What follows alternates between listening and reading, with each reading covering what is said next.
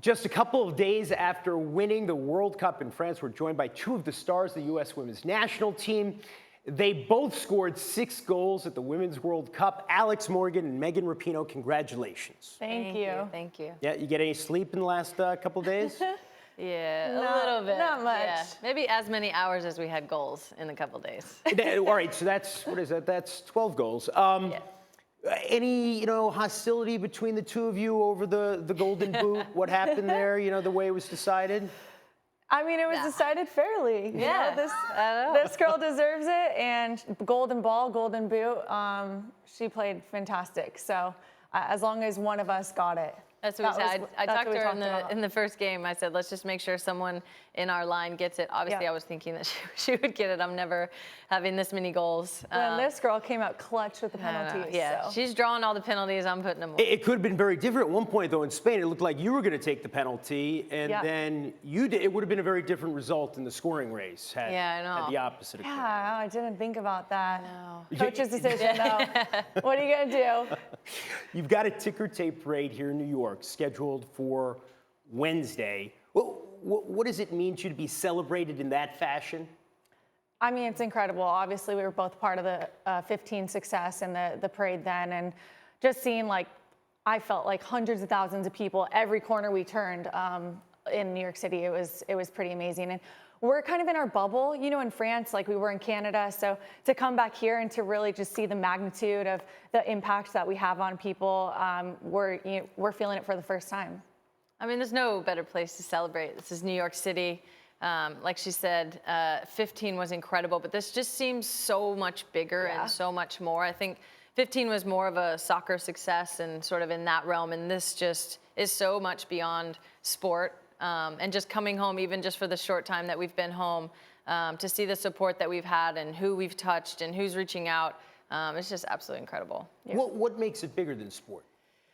Oh, I think just the last 4 years. I mean, I think 15 sort of kicked off, this sort of movement that we're in for us. And I feel like, honestly, we're part of this bigger movement, whether it's equal pay or equal rights or whatever it is. It just seems like this is kind of a turning point in history. It seems like one of those little special moments that everyone will look back on and, gain inspiration from us. I know we gain inspiration from everybody else out there doing incredible work. Yeah, I feel like success always demands attention, and I feel like we've been given the platform now for 4 years in a row, and now it's going to continue. Does it feel different to you, Alex, in terms of what this team achieved beyond the pitch this year? Yeah, it's different. I feel like each year we kind of gain confidence in our voice and in the opinions that we want to raise with using our platform. So I feel like it's been really good. It's kind of been a little bit of a learning curve for a lot of us, but the younger players are so confident in themselves, and kind of us veterans, it's great to just see so many eyes on us and be able to kind of use a platform for the greater good. From the very beginning of the tournament, obviously you guys always have a bullseye on you because you're the most talented team in the world and you're the defending champions, but also with the 13-0 win against Thailand, the criticisms of the celebration, the back and forth, it seemed this team more than ever was a target. How did you take that energy, the positive energy, the negative energy, and transform it into something that you could use? I think honestly, these last 4 years have prepared us for that kind of media attention. I think that, as Alex was saying, we've all found our voice more and more, and the confidence in that, not only as a group, but sort of as individuals as well. And so it just seemed like every moment there was, negative or positive or tweets or this and that.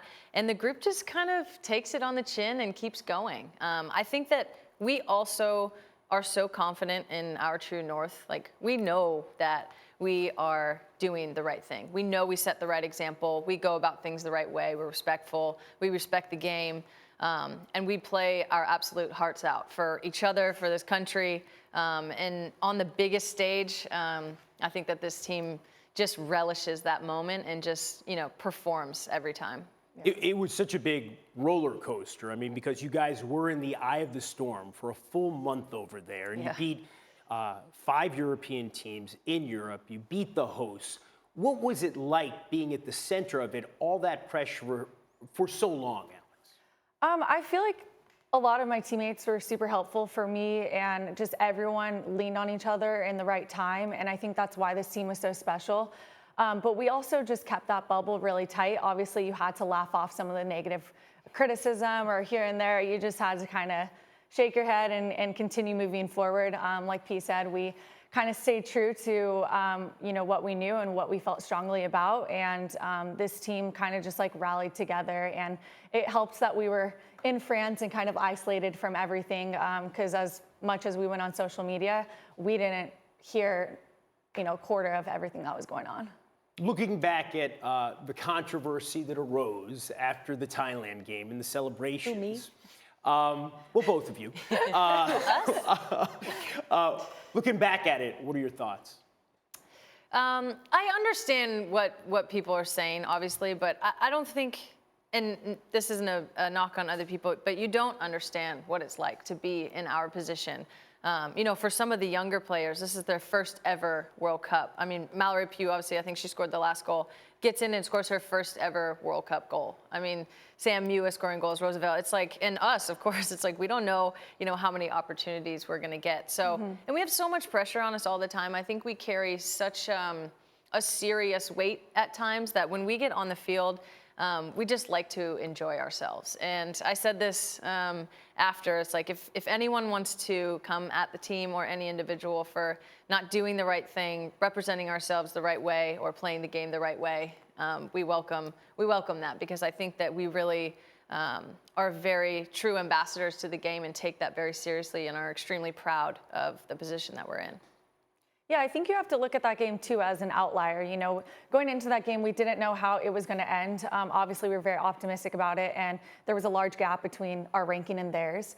But you have to think that every game you play could be the last game. You never know how a World Cup's going to go. For us, we didn't know a couple years ago how our journey was going to be on the team, or what our future was going to look like on the team. We all individually faced so much adversity, and then collectively as a team, it was just kind of that pure joy in the celebrations and just like celebrating each other in the fact. And I guess we didn't really feel that there was going to be consequences of that. Obviously, there was a little criticism, but I felt like we took that in stride, and we continued to move on. Is there any way in which maybe that criticism right from the beginning in your first game brought the team together? I think it did. I was trying to explain to the group before how basically the media's role is to cover the teams. We're going to be the most covered team. It's actually their job to talk about something for 4 days in a row until we have another game. And the game was obviously very lopsided. Hopefully in our favor. Hopefully they do it in a fair way. Yes, of course. And I think you do. It's like, and honestly, you want that for the sport. You want there to be stories. You want there to be interest. You want there to sort of be that drama. So there was like no better example for the team. Right away, it was like, okay, we're at the World Cup. This is perfect. Yeah. Purely in terms of the way the team was constituted, the way it played, how would you describe what made this team perhaps the greatest ever? Oh man, that's a hard question. That's tough. I think this team, more than any other team or year that I've been a part of, knew exactly how we were going to win. I think some of our performances were amazing. Some of our performances, we struggled a little bit.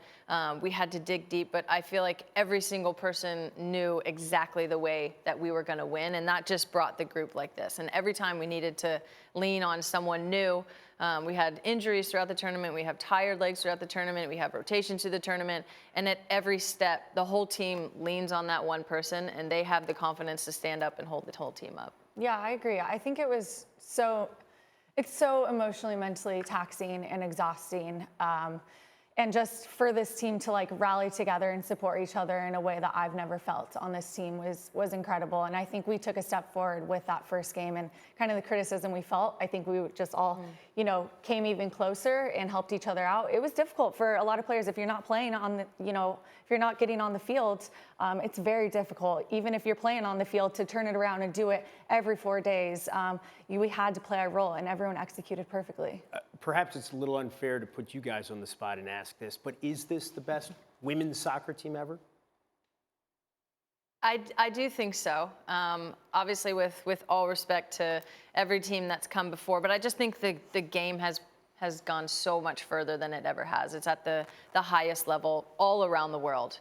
I think we're constantly pushing ourselves and being pushed by every other team, and the game just continues to get better. It's hard to, compare eras. I think every sport has that, but I think we at least have a good argument for it. Yeah, I agree. Well, you guys would know. You've been in 3 World Cup finals. And Alex, for you personally, 2011 was so special. You burst onto the scene. You were 22 years old. You made a name for yourself overnight, it seemed. 2015, there were frustrations, and you were getting over an injury. So to achieve this now at the age of 30, scoring 6 goals in this tournament, tying for the most points. Shout out.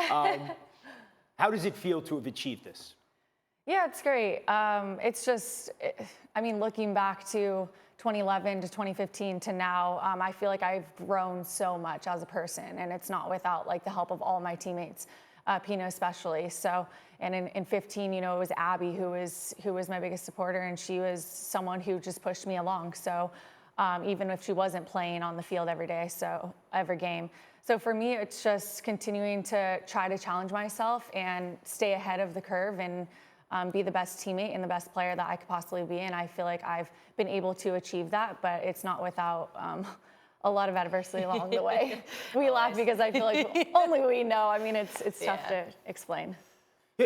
This victory means so much to so many. It's having such a big impact. This team is having a moment, and it goes beyond, as you said earlier, just the victory on the field. In terms of the political backdrop and your back and forth with the President of the United States, Donald Trump, how do you put it into perspective? I think we know who won that. Yeah. I held up my end of the bargain on that one.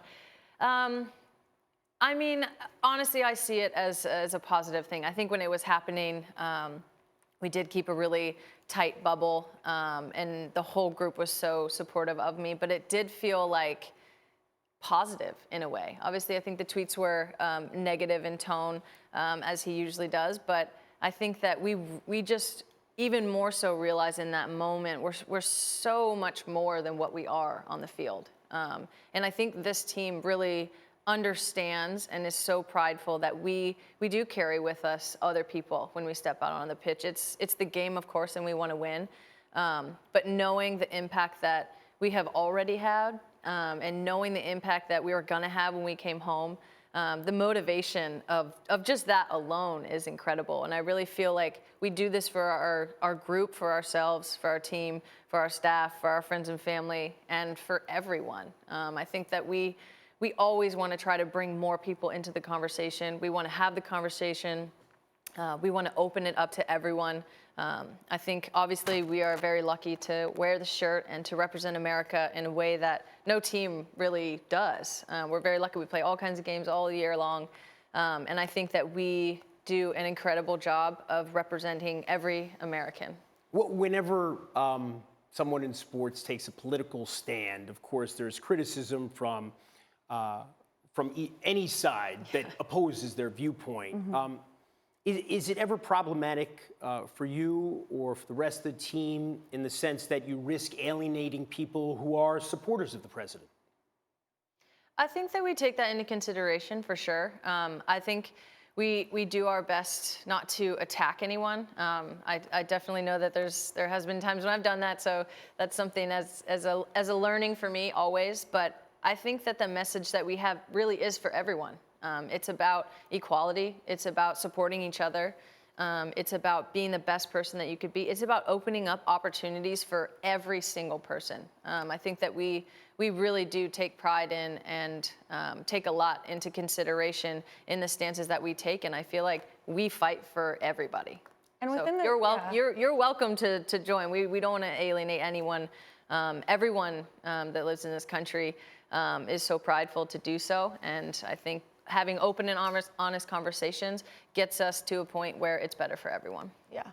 I was just going to say, I think that we're trying to, raise more opportunities for girls and women around the world to be able to be included and respected in the sport. And I feel like we're not always going to reap the benefits of that. We have we're so lucky to be able to play this sport and do what we love and be well supported by our federation. But we also want to continue to raise the bar to nudge people, to nudge our federation along, to nudge FIFA along. So I think that, we're doing a lot to continue to increase opportunity, and I think people respect that side of us. And I mean, I think we're doing a pretty good job of it, but we have to continue to push forward because it's not without, I think, a lot of hard work and also not reaping the benefits and hoping that that next generation really does and doesn't really have to fight for that. I mean, kind of a stunning moment, right, on Sunday in Lyon when the chant of equal pay comes up from the crowd. I mean, that is an issue now that the whole country is talking about.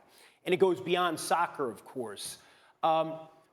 Where does that fight go? Obviously, there's mediation coming up between the women's national team and the federation. But where do you think it stands right now in terms of public perception, Alex? Well, I think clearly we have, I think we have the fan support. There's no denying that. But just moving forward, I think we really want a collaborative approach with U.S. Soccer. And I think we're very optimistic about that. They've done an incredible job of supporting us. This World Cup just shows really what federations do support their teams and who really made it the furthest. You look at the England's, France, our team, and as comparison to a Brazil who has so much potential, who could easily make it into the final given their quality, but don't quite have the support. So we have to continue to push that along, and I think we're doing that. You had a little conversation with Gianni Infantino, the president of FIFA, My guy. after the game. Your guy. We're tight now. What was the nature of the discussion, Megan?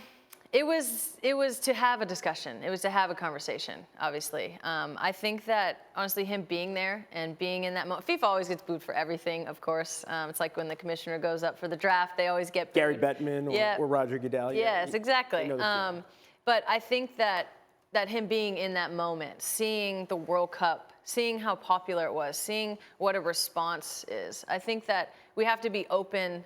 Shouldn't Johnny know that by now? He should. But we always have to be open to progress. And sometimes it takes some people a little bit longer to get there. But I think his eyes are opened up. And I'll definitely continue to peel them open at all times. But I'm looking forward to having a conversation with him and seeing how we can use FIFA money a lot better. Well, of course, the Federation has said that part of the issue in terms of gender, eliminating disparity in gender compensation between the men and the women is that FIFA has a $400 million pool for the Men's World Cup and a $30 million rewards pool for the Women's World Cup. Is it fair for the U.S. Federation to just put it at FIFA's feet that way? No, I don't think it's fair for anyone to pass the buck to anyone. I think that we all have a responsibility, us as players, the Federation, FIFA, the different confederations around the world. I think everybody, like Alex was saying, if we take a collaborative approach to this and really work together to get the best out of everything. Everyone has so much knowledge that they can bring to this conversation. I think if we all work together and all shoulder our own responsibility, then we can make this better very quickly. I think it's also like FIFA holding those federations accountable and those confederations. I think they do allocate money to each federation, but it's like, where does that go? How much goes to the women's side? Why are some women's teams like Chile playing 0 games in 3 years before the World Cup, and then they qualify and they're not as prepared because they haven't played an international game in 2 or 3 years. So it's things like that I think that they need to be held accountable to other federations for. I'm sure you were all looking forward to this, but this is the portion of the conversation where we get to legacy. Dear. And for 20 years, almost from the moment they won in '99, we've been talking about the legacy of the legendary '99 team. Many of them were there to see you guys win in Lyon. What do you hope the legacy of the '19 team will be? Oh, man. I mean, much like the 99ers, I feel like we're all cut from the same cloth. We want to change the world. We want to change the way that people look at us, that people look at young girls, that people look at young boys. We want to change the game forever. I think way more than anybody's individual legacy, this team takes so much pride in what we've been able to do just in the short period of our career, and hopefully moving that needle so far past where it was when we started, that the next group has a little easier fight than what we had. Yeah, absolutely. said it when we arrived yesterday. We're not just like a soccer team, we're America's team. And I think that fans are behind us, everyone's behind us. We have the platform now. So it's just continuing to nudge that along. It's continuing to voice our concerns and our opinions. And it is just leaving that legacy like the 99ers left and, making our own as 19ers. A remarkable achievement, consecutive World Cup victories. I believe it's only the German women, the Brazilian men, and the Italian men who have ever done that before. Thank you so much for joining us here in New York, and have fun at the parade. Yeah, We will. Thanks for having us. Yeah. Alex Morgan and Megan Rapinoe. Thank you for watching ESPN on YouTube. For more sports, highlights, and analysis, be sure to download the ESPN app. And for live streaming sports and premium content, subscribe to ESPN+.